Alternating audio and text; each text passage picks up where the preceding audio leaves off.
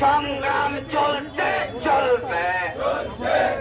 3394 জন শিক্ষা কর্মীদের ধিক্কার, সরকার ধিক্কার,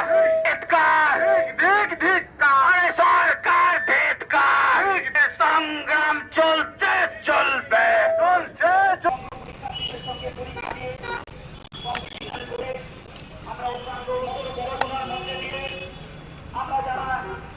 বাবা মা আমাদের কষ্ট করে পড়িয়েছিলেন বেশি 38% ও 44%, সেটাকে নির্ধারণ করেছে আত্মকিতের ভিত্তিতে।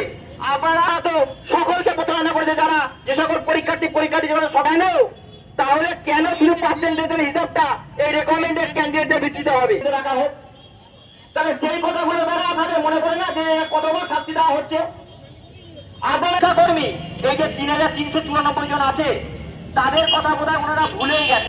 প্রথম শাস্তি তাদের দেওয়া হয়েছিল যাদেরকে চুরি করে চাকরিতে ঢোকানো হয়েছিল, তারপরে তাদের র্যাঙ্ক গুলো পিছিয়ে দিয়ে তাদের স্কুলগুলো। আপনারা এই সমস্ত কর্মকাণ্ড করেছিলেন, তাহলে তাদের কথা একবারে মনে পড়ে না? তাদের কথা একবারে ভাবনার চিন্তা করার মধ্যে আসে না?